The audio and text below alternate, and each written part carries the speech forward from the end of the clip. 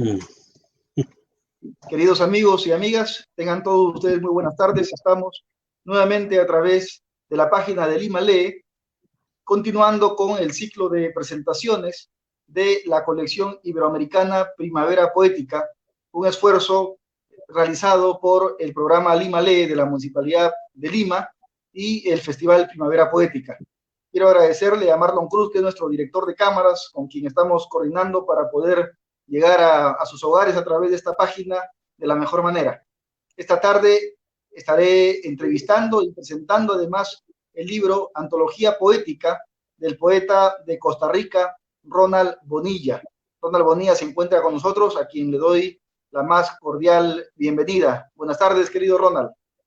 Buenas tardes, Harold. Un placer estar acá y podernos abrazar, aunque sea así a la distancia. Y gracias a Marlon por permitir esta comunicación y a Lima Lee, a la municipalidad. Y muy contento de esta edición virtual de una antología de mi poesía que abarca desde un poema escrito a los 15 años llamado Evolución hasta los más recientes, algunos incluso poemas de libros que no se han editado. Muchas gracias, Ronald. Y para los amigos que conocen ahora a Ronald, Ronald es un poeta muy reconocido en Costa Rica, en Centroamérica, ha participado en una serie de festivales. Él ha sido destacado con importantes reconocimientos, como el Premio Centroamericano Rogelio Sinan el año 2001-2002 en Panamá, el primer premio de poesía Lisímaco Chavarría en Ciudad de San Ramón y el Premio Nacional de Cultura Magón el año 2015. Además ha publicado una serie de libros de poesía. Él pertenece al movimiento Perspectiva Trascendentalista, que es uno de los movimientos más importantes surgidos en Centroamérica, y sobre eso y sobre su poesía vamos a conversar esta tarde de presentación de Antología Poética de Ronald Bonilla. Ronald, coméntame, ¿qué es el movimiento trascendentalista? Tú fuiste uno de los redactores de este famoso manifiesto. Cuéntanos, por favor, para enterarnos de qué se trataba todo ese movimiento, toda esa corriente estética, ¿no?, que vino a renovar la forma desde Centroamérica. Bueno, en primer lugar, sí, escribimos un manifiesto allá en los años 70. Imagínense, éramos muchachos de 20 años, 25 los mayores y 18 o 20 los más jóvenes. Este manifiesto trataba de rescatar el lenguaje poético y la poesía y llevarla a un nivel más que todo revelativo y a plantearlo desde el punto de vista temático, temas metafísicos y otros temas, incluso cualquier tema nosotros en la poesía consideramos que era válido. ¿Por qué reaccionábamos a un regreso al lenguaje poético en medio de una época muy convulsa en Centroamérica, donde todos hacían poesía social, de protesta revolucionaria, con la cual no estábamos en contra, porque también la hacíamos nosotros, pero desde otra perspectiva estética? Estaba de moda un prosaísmo, una forma muy aprosada de escribir, un exteriorismo, y nosotros pugnábamos por una poesía más metafórica. Claro, la situación de Costa Rica era más laxa, no había tanto conflicto en lo político, siempre, bueno, injusticia siempre habrá en la parte social, y entonces todos éramos en esa época de izquierda, éramos gente combativa, pero creíamos que la poesía podía contaminarse de toda esa temática, pero no dejar de ser poesía. Y era un poco lo que sentíamos de lo que estaba pasando en Centroamérica y en otras latitudes de América Latina. De ahí nuestra reacción, y por eso empezamos a formular un libro que planteara nuestras ideas estéticas y la perspectiva temática del trascendentalismo. Así que se publicó un ensayo en el 77, escrito por Laureano Albán, Julieta Dobles, Ronald Bonilla y Carlos Francisco Monge. Después de eso ha pasado mucha agua sobre el río. Al principio hubo mucho silencio, nadie comentó nada, pero a los años hubo críticas de de poetas de generaciones que venían detrás de nosotros. Nos quisieron acusar de ser los poetas oficialistas porque ganábamos algunos premios. Y además, quisieron dividir la poesía en dos, ¿verdad? La trascendentalista y la no trascendentalista y revolucionaria. No era así, porque nosotros por esas épocas de los 70s, 80s publicamos libros de temática social, como el mío, Consignas en la Piedra, como el de Laureano Albán, Biografías del Terror, sobre las dictaduras en Chile, Uruguay y Argentina, sobre los desaparecidos. Julieta Dobles tenía poesía social en sus primeros libros, mucha poesía social, y Carlos Francisco Monge también. Así que, pero teníamos otra poesía más metafísica, de ideas más filosóficas, y pensábamos que toda la poesía debía propender a un lenguaje metafórico, a un lenguaje profundo, revelador para el ser humano, pero profundamente humanista. En eso nos había influenciado el poeta que originó nuestro movimiento, de alguna manera uno de los primeros que modificó la poesía costarricense, que fue Jorge de Bravo, que era eminentemente un poeta de la tierra, un poeta social y también un poeta del amor. Eso era una base muy importante. Nosotros estamos influenciados por la tradición lírica española y América Latina, Vallejo, Neruda, la generación del 27 y otros posteriores. Estábamos formándonos, eran muchachos jóvenes. Sobre todas las cosas que planteamos en este movimiento de orden estético, algunas y algunos de nosotros las ha revisado y ha planteado otras cosas. Nuestra poesía incluso ha tocado más otros estilos como lo coloquial, lo conversacional y lo irónico. En mi caso, en el caso de Carlos Francisco Monge, la poesía de Julieta ha tendido a ir más hacia lo descriptivo muchas veces y se nos ha criticado casi como si todos escribiéramos igual a Laureano Albán, sobre todo en sus primeros libros. Pero hemos tenido una gran evolución, un gran desarrollo. Yo hoy estoy adscrito al movimiento del humanismo solidario, que respeta y lucha por la libertad, pero también por las condiciones sociales favorables para toda la humanidad. En principio, así te hago una pequeña referencia de lo que fue ese movimiento y de lo que sigue siendo. También tuvo muchos detrás de nosotros, muchos adherentes, tanto en nuestro país como afuera, sobre todo en Madrid, en España. Hay un grupo que es el grupo de Aranjuez, de poetas y narradores que siguen nuestros lineamientos y se dicen trascendentalistas y hasta han escrito ensayos sobre nuestro movimiento. Y entre ellos hay una persona que está precisamente en este festival, Harold, que es Montserrat Doucet, que es parte también de nuestro movimiento desde España. Montserrat estuvo en la quinta primavera poética, gracias a Arturo Corcuera, es una gran poeta que... Y Arturo Corcuera, cuando venía para Costa Rica, se nos murió, así que un saludo a su familia, lo queremos mucho y presentamos siempre su libro en el Festival Internacional de Poesía de Costa Rica, que por esos años, del 2015 al 2018, yo era muy activo en el festival. Qué bueno que nos comentes, Ronald, sobre lo que significó el movimiento trascendentalista y sobre todo la propuesta estética, porque para ser social no necesariamente se necesita ser extremadamente discursivo. Siempre nosotros hablamos de que la metáfora es prácticamente la espada del poeta, las imágenes, la construcción estética, ¿no?, de un texto. Y en ese sentido creo que hay coincidencias con los que nosotros consideramos debería ser la investidura de la poesía. Esa es la esencia de lo que estábamos planteando, sin teníamos una posición en esa época muy combativa y la seguimos teniendo en pro de la humanidad y de los derechos humanos, pero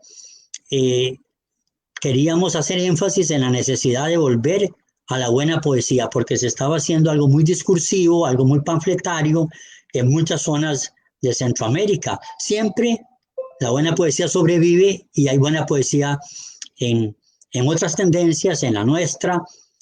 Y luego nuestra poesía se fue contaminando más de lo coloquial, menos exacerbación solo de metáforas, más en lo coloquial, en lo cotidiano. Y seguimos creyendo que la poesía debe ser revelativa y debe buscar un universo de comunicación a través de la expresividad del ser. Ahora, tú has publicado 17 libros de poesía, creo que 18 porque acabas de presentar un nuevo libro, ¿no? Acabo de publicar Cabos Sueltos, Cabos Sueltos, lo vi en la red. Por primera vez en mi propia editorial Poiesis. Y el año pasado publiqué Recurso de Amparo, que es con poesía existencial y social, que es de la... Ahora que mencionaste a la editorial Poiesis, tú dictas un taller de poesía, el taller Poiesis, y aparte hay un grupo que se llama el Grupo Literario Poiesis, que nos convocó hace algunas semanas en este hermoso recital Consignas para el Abrazo, que es el que me permitió conocer tu poesía, ¿no? La poesía de otros poetas. Y más bien quisiera, antes de darte nuevamente la palabra, agradecerle a Carlos Ernesto García, el poeta salvadoreño que radica hace 40 años en Barcelona, porque él fue una especie de puente emotivo, ¿no? Con lo que significa ahora tener, por ejemplo, tu presencia en esta primavera, gracias a Lima Lee. Claro, gracias a Carlos Ernesto García, estamos con esta comunicación y por ese recital, que en realidad es una tradición de nuestro grupo. Es un recital con que conmemoramos el Día de los Trabajadores desde hace más de 10 años. Se hacía en forma presencial, sobre todo en la Sala Carmen Lira del Sindicato de Trabajadores de la Educación Costarricense, y esta vez, viendo que no teníamos el chance de hacerlo presencialmente, decidimos hacerlo a nivel latinoamericano, invitar poetas de América Latina y de España y realizarlo así. Este taller que yo dirijo tiene ya desde el 2006 existencia. Primero nació como un taller informal donde nos reuníamos a platicar y a revisar nuestros textos. Posteriormente formamos el grupo. El grupo es muy unido, pero somos más de 60 personas y a veces cuando hacemos un recital, pues tenemos que escoger 7, 8. Por ejemplo, este miércoles damos un recital en Facebook en la Biblioteca Nacional de algunos de nosotros. Y hace 6 años, 5 años, formamos la editorial Poiesis, mi esposa y yo, que es también la poeta Lucía Alfaro, que también la conociste, está en Poéticas BCN y está estuvo también en ese recital como coordinadora.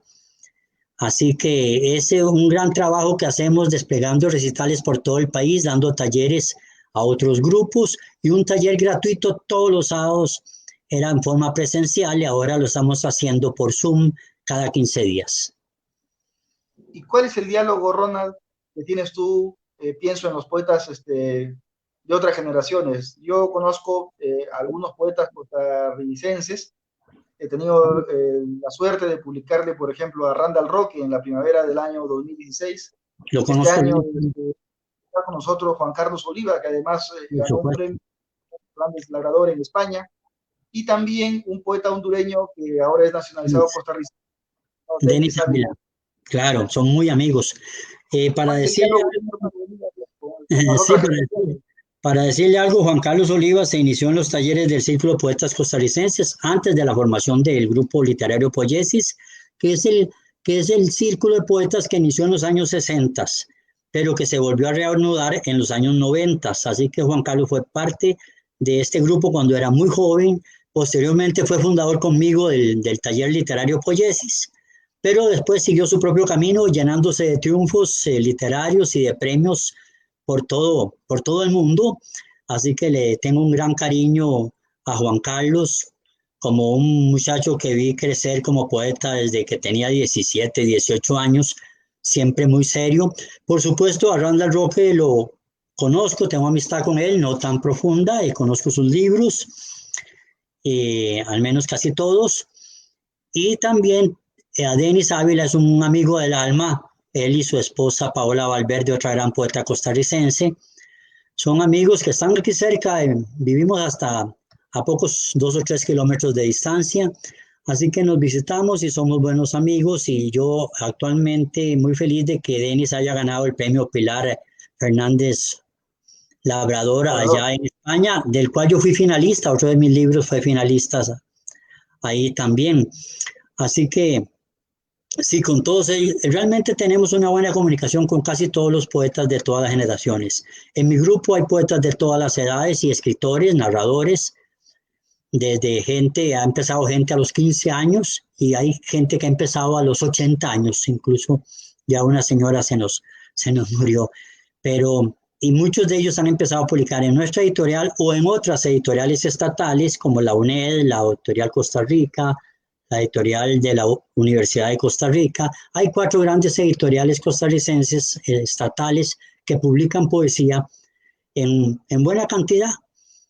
¿Y Y qué opinión te merece, Ronald, programas como el que ahora nos están permitiendo poder llegar a mayor cantidad de gente, no solamente para Perú, sino para todo el mundo, ¿no? Lima Lee es una propuesta novedosa y sobre todo interesante porque es raro ver a una municipalidad, al menos aquí en el Perú, no sé cómo será en Centroamérica, pero es raro ver a un municipio también, aquí más raro. involucrándose, ¿no?, en temas literarios, tratando de generar ese tipo de puentes, visibilizando a los poetas, porque creo que a los poetas necesitamos verlos, además de leerlos y de escucharlos, ¿no?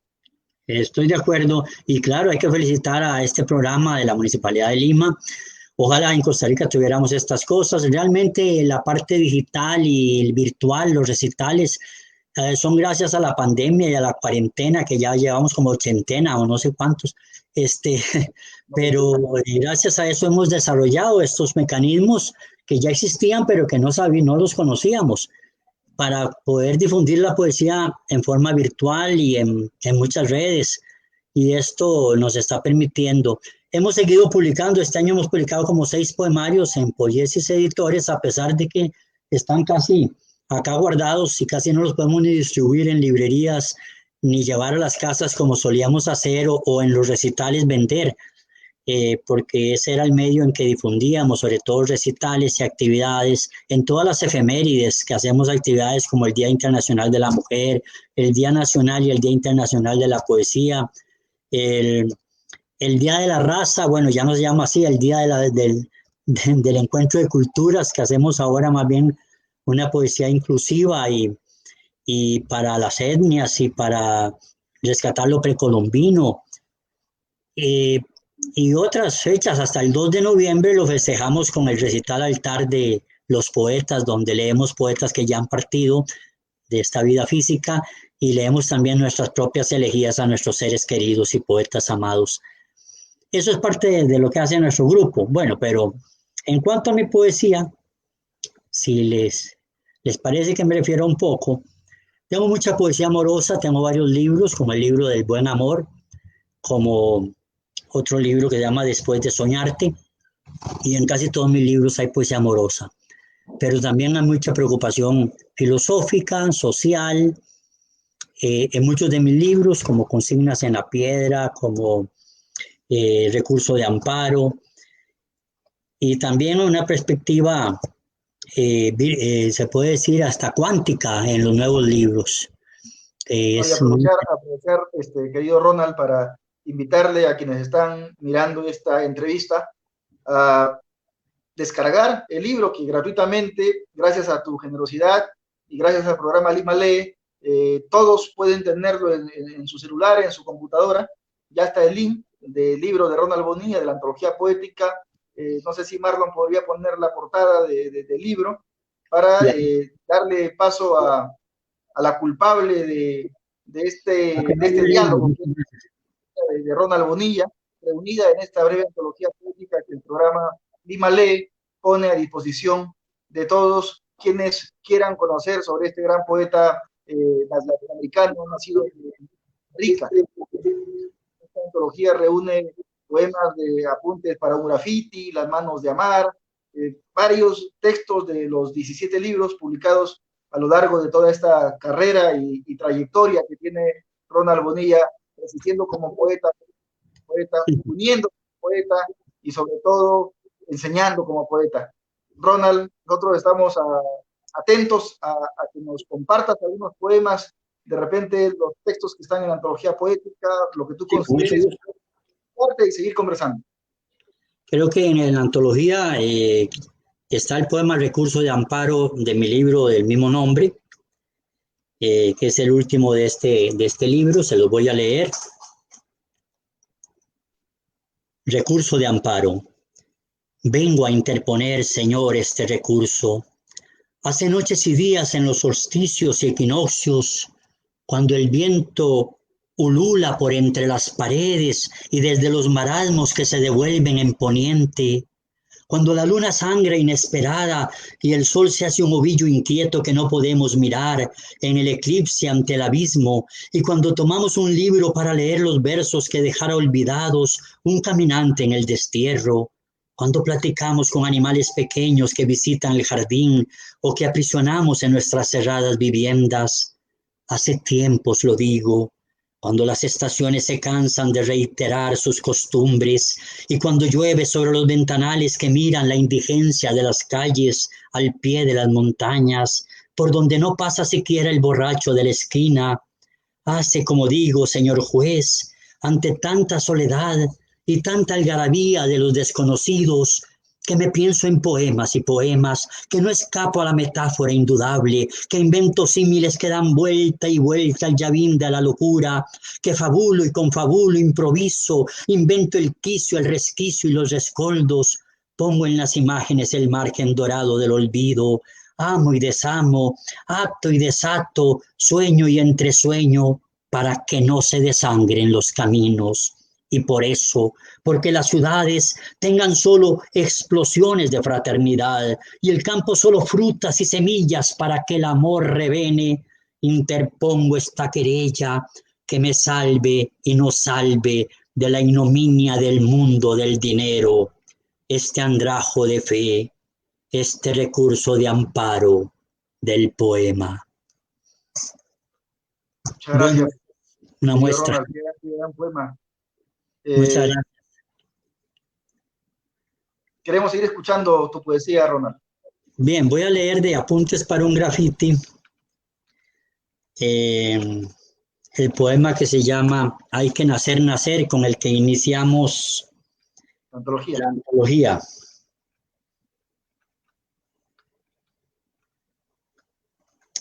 Dice así: hay que nacer de nuevo para recoger el cielo de la fruta, o su botón de cedo, tus pezones. Hay que nacer para saber de la sustancia intangible del amor. Hay que empujar a la matriz para nacer al viento. Hay que nacer como si volviésemos a naufragar entre la lágrima, ya sin la carga del pasado tornándose destino. Aquí de pronto solo olvido te pertenece. Sal de tu sangre a recorrer el sendero. Hay que morir, hay que morir. Después tus palabras inventadas un viernes a ciegas contra el mundo. Hay que morir, hay que nacer, saber hacia dónde. Sed del murciélago invertido se desdobla en la espalda. Te levantas de los últimos sillones, te pones los zapatos, te urden hilachas la sonrisa, ese decir te quiero cuando la noche obliga.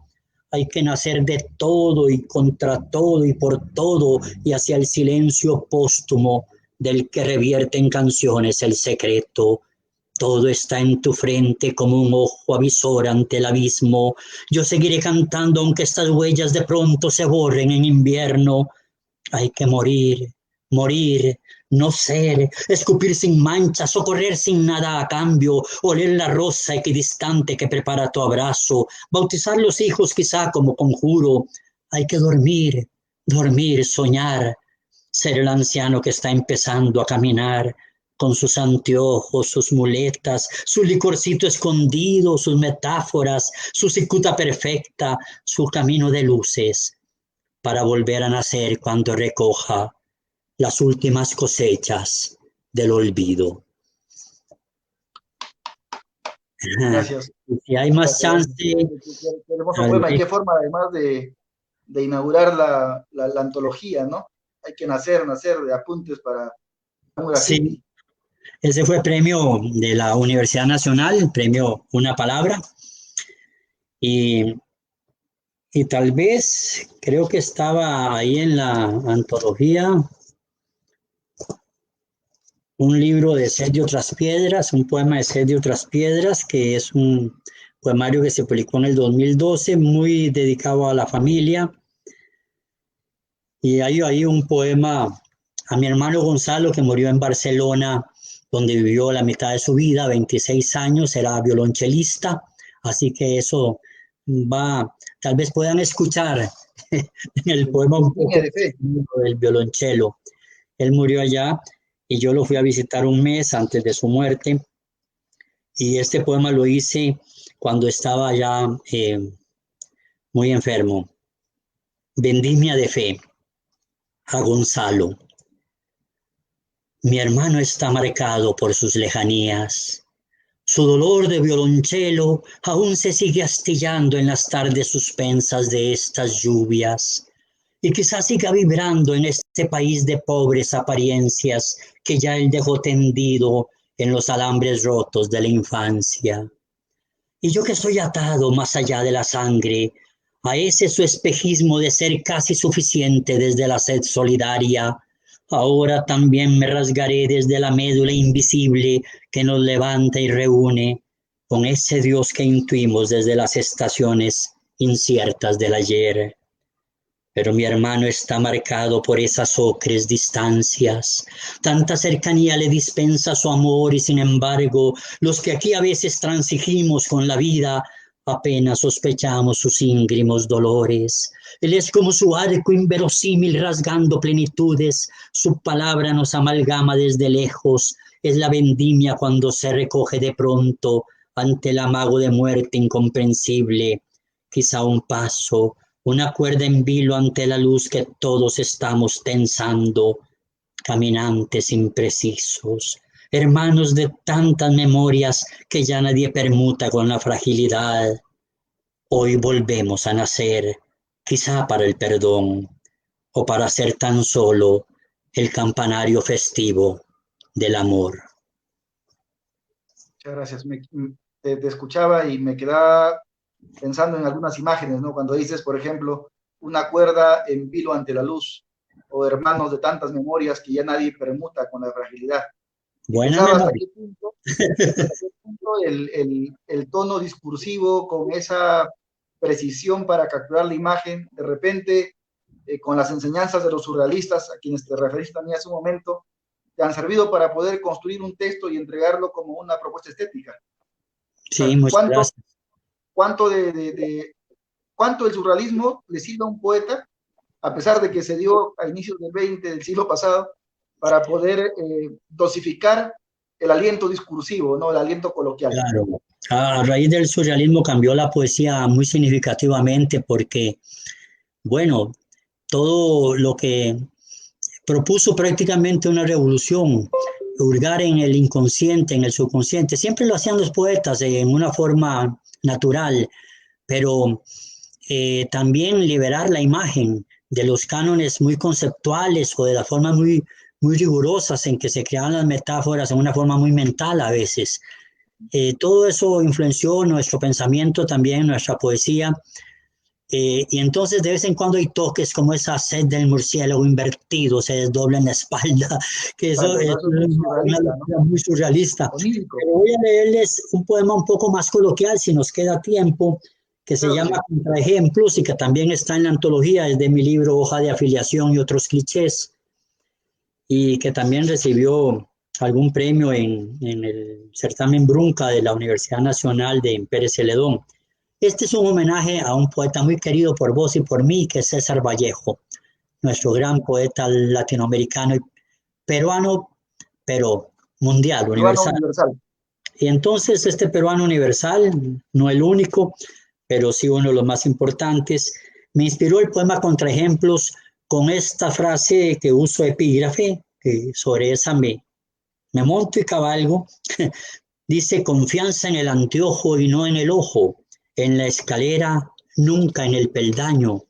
Y continúo yo: confianza en el reloj, mas no en el tiempo, en la jauría, pero no en las fauces. Confianza en las solapas, los botones, no en la sorda palabra de los viejos. Confianza en tantos eufemismos como vidas, pero no en los opacos adjetivos. No tengas miedo a la palabra miedo, tan solo al que la dice solitario.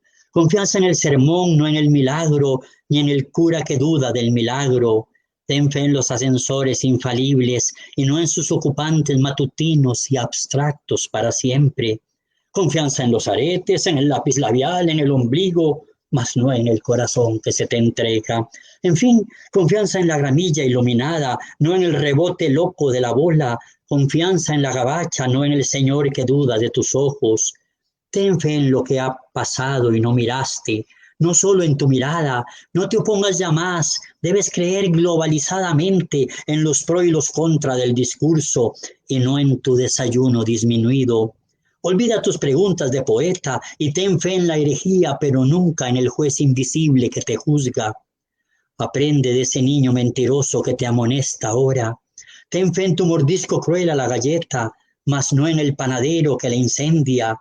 Confianza en este traje negro, pero no en las tijeras serviles de los astres. No creas sonámbulo en los catecismos. Confianza en este mapa, no en la vieja proclama de mármol de la patria, en la cebolla ciega, no en la lágrima, en la soga sin aire, no en la sonrisa triste del ahorcado. Acude siempre puntual a las citas que te niega el amor. Confianza en el espejo, no en la imagen que vuelve del revés. Confianza en la camisa de tu padre, no en tu padre dormido para siempre. Y sobre todo, no te fíes de ti si estás desnudo. No te tomes en serio los poemas cuando aprenden a hablar y te reclaman y te piden la vida, te la piden. Bueno, eso es otro. ¿Cuánto de ese niño mentiroso al que se refiere tu poema todavía lo asalta a Ronald Bonilla, el profesor del taller, ¿no? El trascendentalista, el activista? Ese niño mentiroso somos nosotros y son nuestros hijos y son los niños de la calle y somos los poetas que no dejamos la ensoñación del niño a un lado porque eso es lo que nos permite, como dijo el famoso Bachelard, era esa ensoñación ese libro tan hermoso. Así que el niño poeta siempre regaña al poeta adulto y nos dice que no hay que olvidar las raíces y que hay que seguir el camino del corazón. Y yo siempre he creído que la poesía debe ser emocional y emotiva y debe emocionar a los demás. Es un acto inteligente, por supuesto, es un acto de cultura, es una entelequia también viva. Y de eso se trata el trascendentalismo, rescatar la poesía vivencial, lo que sale de lo profundo de nosotros, porque el poeta es el que canta nuestros silencios, el que dice lo que tenemos por dentro, ¿sí? Y retornando, Ronald, a este momento que padece el mundo con la pandemia, ahora que todos estamos asolados por este asesino invisible que nos tiene confinados en nuestras casas, o que ya prácticamente nos ha presentado una nueva forma de convivencia social, la poesía allí, ¿no? En este momento, ¿cuán importante es el papel que cumple o que debería cumplir? La poesía siempre ha cumplido un papel muy importante, siempre tiene que ser así. Y ahora hay mucho más posibilidades, tal vez todos un poco más encerrados. Aquí, por ejemplo, los lunes no puedo sacar el carro ni a la pulpería y ni los sábados, porque aquí se ejerce una prohibición por placas. Y también todos estos meses que ha habido mucho confinamiento, también nos han permitido reflexionar y ver todo el arte es fundamental en la vida humana, pero nuestros gobiernos, nuestros estados no están dándole la importancia que tiene, que requiere. Hemos tenido una larga lucha con las autoridades del Ministerio de Cultura porque también las pequeñas empresas, los emprendimientos libreros, editoriales se han visto afectadas, las personas que viven de vender los libros en las escuelas para niños y en los colegios, todos estos sectores están totalmente abandonados y aunque algunos han accedido a una ayuda estatal del bono proteger, en realidad no remedia los problemas que hay, sobre todo para llegar a los lectores. Y todo el mundo dice, bueno, pero es que el poeta entonces puede hacer los recitales virtuales, pero no vendemos los libros, no tenemos las posibilidades de salir adelante si alguien vivía de estas cosas. Realmente yo tengo una pequeña pensión y mi esposa es funcionaria de la universidad y está haciendo teletrabajo. Así que pero no todos tienen esa posibilidad, ¿no es No cierto? todos tienen esa posibilidad, muchos se han quedado sin trabajo, el desempleo ha crecido en porcentajes muy grandes en mi país y en el suyo también. Vemos aquí muchos números. Aquí las muertes han sido solo 12, es increíble. Y ya llevamos 2.200 contaminados y estamos apenas en un 60% de muertos con respecto a la cantidad de contaminación, porque se tomaron medidas muy a tiempo, porque cerramos las fronteras, pero aún así la frontera con Nicaragua es un grave problema para nuestro país, porque ahí no se tomó ninguna medida, ahí circula el virus en forma comunitaria exageradamente, los números que nos dan no son ciertos, porque los choferes que traían alimentación, furgones para Costa Rica, constantemente muchos salían contaminados y hemos tenido que cerrar más las fronteras, una frontera de más de 350 kilómetros que no me acuerdo cuántos, no sé si exageré o no, pero que tiene muchos puntos ciegos donde no podemos controlar esa migración que siempre ha sido histórica entre de nicaragüenses hacia mi país. De hecho, por supuesto que aquí estamos velando por la población nuestra y por la población también de los nicaragüenses que residen aquí, que son cerca de 700,000, y todos tienen atención médica gratuita si no son trabajadores, es decir, si no están en el seguro social, todos son atendidos. Realmente este es un país muy social que tiene muchos elementos formidables, pero también a veces sentimos que esto es como que el coronavirus ha servido para imponernos una dictadura. En muchos países creo que es cierto, pero aquí no tanto. En todo caso, hay momentos difíciles. Eh, el hecho de ayer era el Día del Padre aquí en Costa Rica y no podíamos reunirnos con nuestros hijos.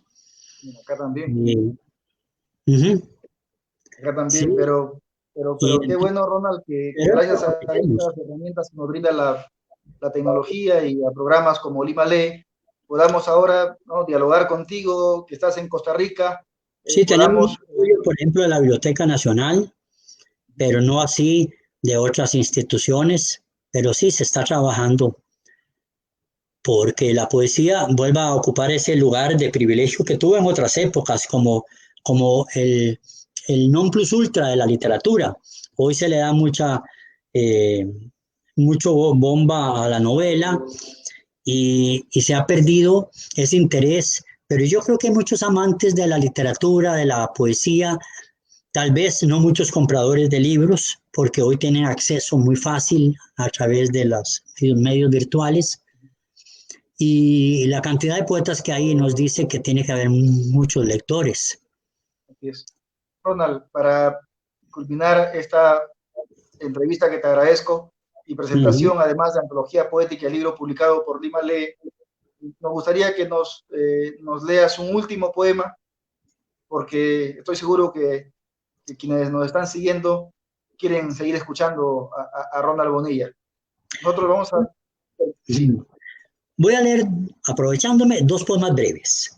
El ok, primero está en la antología de segundo, se llama Devolución, es un poema escrito a los 15 años de mi libro Las manos de amar, que realmente cuando se publicó en el 71 ya tenía 20, pero que viene de esa fecha, de esa época. Y que significó mucho porque al publicarlo la editorial de Costa Rica, que era la única editorial estatal del país, tuvo muchos lectores por el hecho de que vendían paquetes de libros a los empleados públicos, conserjes, etcétera. Y mucha gente me ha dicho, cuando era muy niño conocí tu libro y pensé que yo también podía hacer algo así. Devolución.